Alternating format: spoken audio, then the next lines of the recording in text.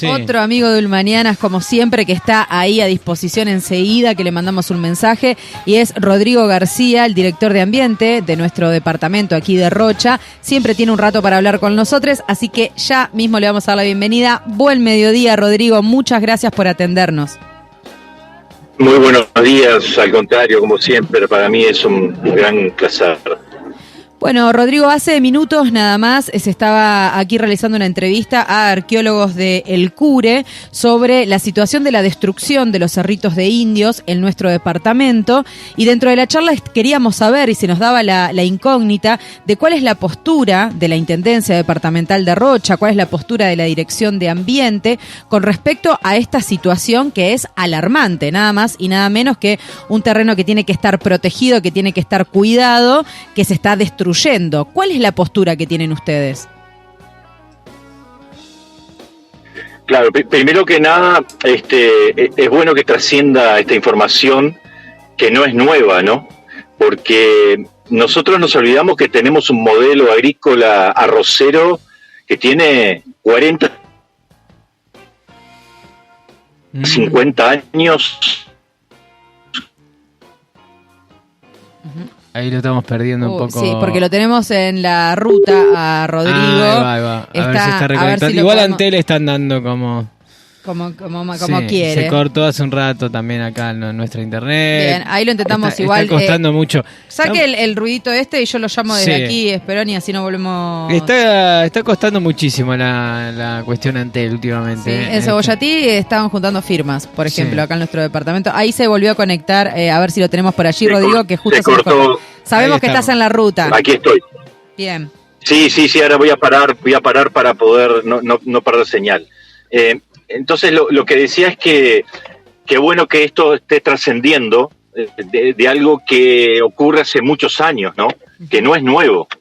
Entonces, primero que nada, es eso, que bueno que se visibiliza una situación de la cual el gran porcentaje, un enorme porcentaje de cerritos se han perdido por el modelo agrícola del arroz, que sabemos no ha respetado en muchos casos estos sitios arqueológicos de tanta importancia. En segundo lugar, por supuesto que esto es una preocupación, remarcando lo que dije anteriormente. De lo que hemos hecho concretamente es que cuando nos han tocado hacer obras, estoy recordando ahora en Cebollatí, que había que reconfigurar el basurero. Cuando se reconfiguró, había un cerrito de indios en la zona y por supuesto que se respetó. Lo primero que se hizo, saltó una alarma en ese momento porque se pensó que se iba a pasar por arriba, porque eso era tradicional, ¿verdad? Entonces, estamos desde la Intendencia, por lo menos en un momento histórico muy diferente, en el cual hemos creado una reserva natural en el Bañado de los Indios.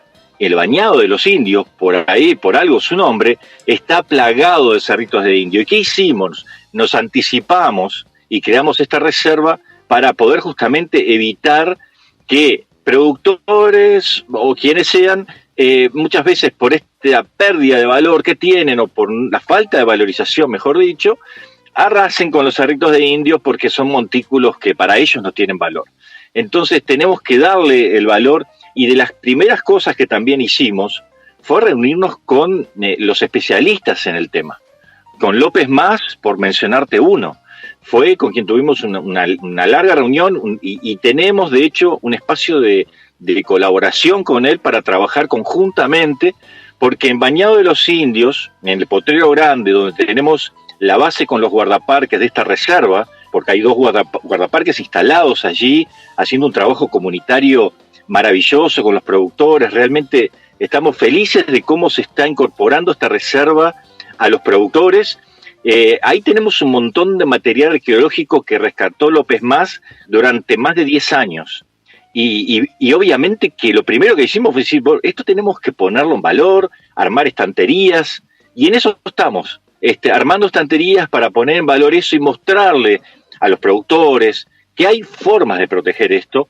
Y bueno, por supuesto que en esto también lo que se demuestra es una falta de coordinación institucional del ministerio, que brinda autorizaciones Ministerio de Transporte en este caso, de ciertas obras de la cual nosotros ni nos enteramos muchas veces y que por supuesto hubiéramos puesto un pie de alerta, como estamos haciendo con las rutas, como estamos haciendo con las ampliaciones de la Ruta 9. Lo primero que hicimos fue plantear pasajes de fauna a través de túneles, a través de cañadas, a través de sistemas que eviten el atropellamiento de fauna en estas nuevas rutas, y también la protección de las palmeras, que las trasladaron hacia los bordes, no las cortaron, algunas fueron rotas, sí, siempre hay alguna pérdida mínima, pero la preocupación nuestra en estos temas es muy grande, y de hecho tenemos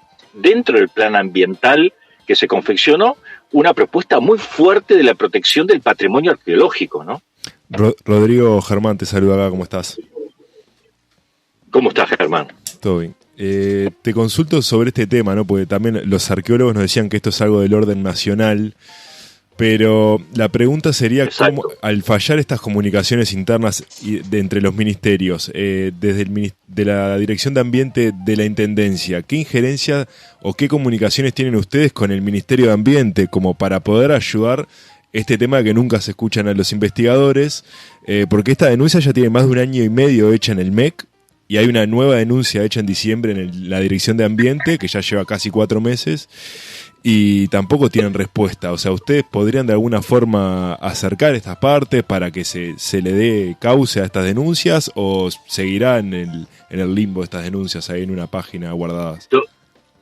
Totalmente. Bueno, esta información que me estás dando tú, me estoy enterando en este momento. Entonces ahí estamos denotando una falta también de nosotros estar informados y de poder llegar a esa información. Acá vemos un ejemplo de cómo la información a veces no llega del todo a quienes tiene que llegar, ¿no? En nuestro caso, con esa información, por supuesto, nosotros estamos trabajando muy de cerca con la DINASEA, con la DINAVICE, estamos trabajando con la parte de aguas, de calidad de agua. Es un tema gravísimo en el departamento de Rocha, que no se visibiliza, pero eso debería ser también se visibilizó con la Laguna Merina hace poco, también un artículo de La Diaria, pero no se muestran acciones concretas. Entonces, ahí también caemos en aquello de la denuncia, de la crítica, sin una propuesta. Y yo creo que ahí es donde fallamos. Nos quedamos generalmente en los diagnósticos, que generalmente dan bastante mal, y no en la gestión, ¿no? En decir, bueno, ¿y qué hacemos con este tema? La Laguna Merina está mal, ¿y qué vamos a hacer? Bueno, hay que trabajar con los productores, agrícolas, ganaderos. En este caso, también el trabajo con el productor es sumamente importante, y muchas veces el productor ve al científico, al área protegida, a los gestores como enemigos. ¿Por qué? Y porque generalmente la metodología de participación, el trabajo participativo ha sido casi como el evangelio, ¿no? Se va con la Biblia de lo que hay que hacer. Y acá, tenemos que trabajar con el productor, con la comunidad, para ver, de buscar qué solución al palmar, por ejemplo, ¿no? Estamos encontrando algunas posibles soluciones, pero no hay una solución de fondo todavía clara, sobre todo para la parte agrícola, donde están los palmares, y los palmares están yendo. Entonces, ¿qué vamos a hacer? ¿Tenemos propuestas? Sí, hay propuestas, pero el proceso social, que eso es lo que a veces cuesta, son mucho más lentos que los procesos a veces de proyectos o de nuestras ansiedades, ¿no? De que tenemos un proceso social, en este caso con los productores, en este caso, con las autoridades también, ¿no? Porque sí, yo creo que hay que mover. Preguntarte, porque claro, los investigadores en este caso llegan a realizar una denuncia porque no tenían respuesta de ninguna de las autoridades que están inmiscuidas en este caso. Entonces no les queda otra como que hacer una denuncia a ver si alguien le responde, y así tampoco. Entonces, ¿cómo mejorar esas comunicaciones?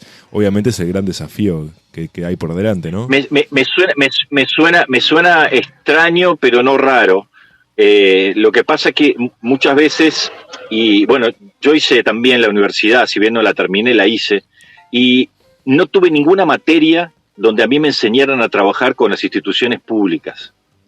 No tuve ninguna materia en donde me enseñaran a cómo trabajar con el sistema parlamentario.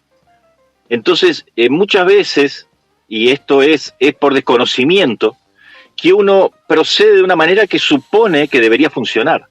Yo supongo que si hago la denuncia o si esto lo presento a la autoridad correspondiente, la autoridad debería reaccionar.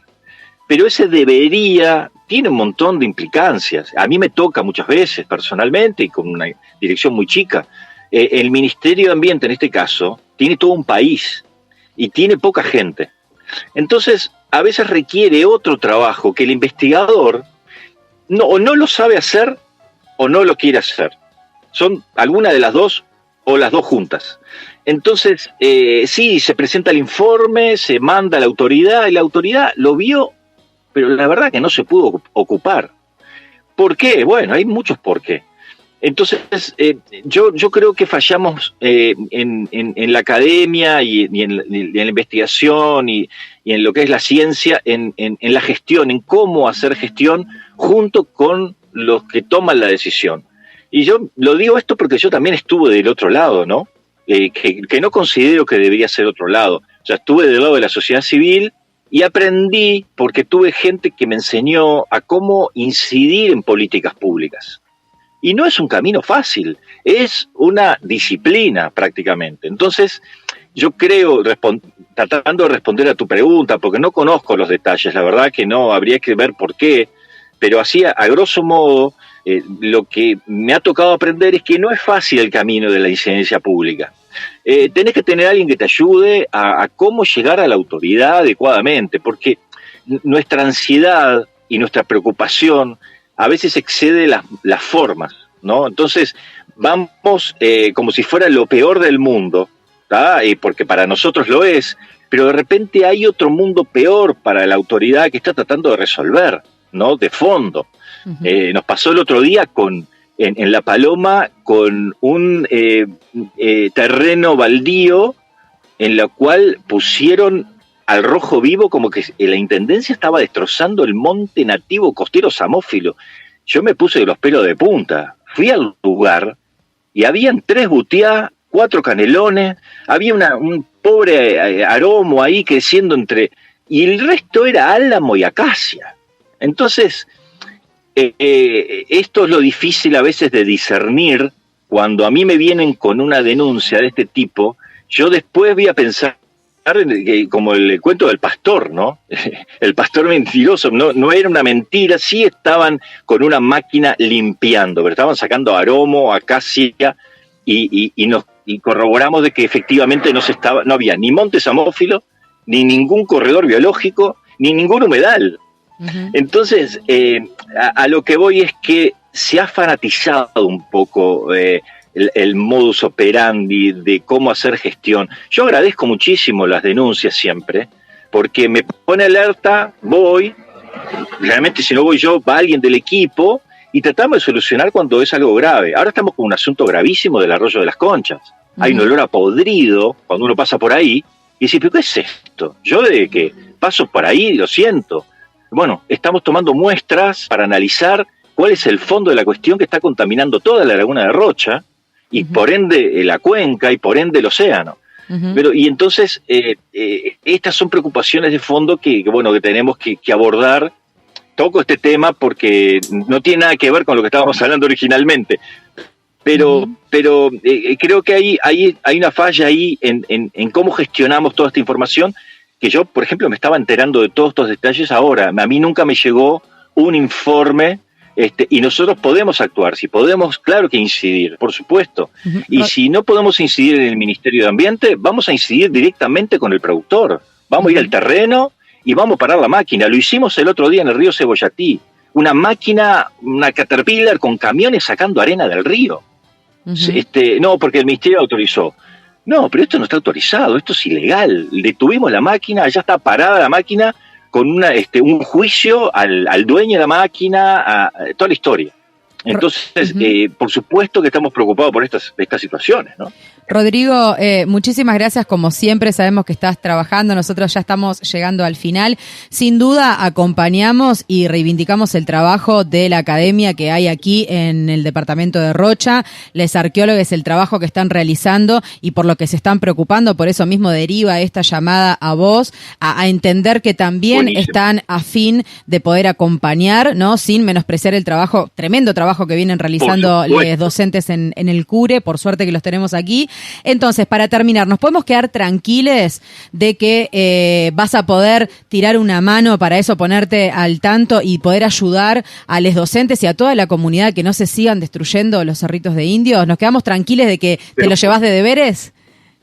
Por supuesto, lo que yo estoy precisando es más información, porque no, la verdad nunca me había llegado, no sé quiénes son los arqueólogos, vivo acá en La Paloma. Es el mismo equipo que mencionabas vos, que mencionabas del LAPU, de López Más, es el mismo equipo que trabaja con los cerritos de indio de bien, siempre. Buenísimo. Y es un caso... A mí nunca recibí esta información, entonces está bueno con la información en mano poder tener esas herramientas para poder incidir, por supuesto. Los dejamos en contacto ahí. Sí, vamos a hacer el primer paso en mejorar las comunicaciones. Nosotros que podemos, que te tenemos a vos, que tenemos al CURE, está en la radio, ahí los ponemos en contacto. Claro. Hay que articular. Por supuesto, más con el CURE tenemos una alianza de trabajo que está por definirse, que incluye una amplia gama de colaboraciones, de apoyos. De hecho, los muestreos que hicimos en el Arroyo de las Conchas fue con el apoyo del CURE.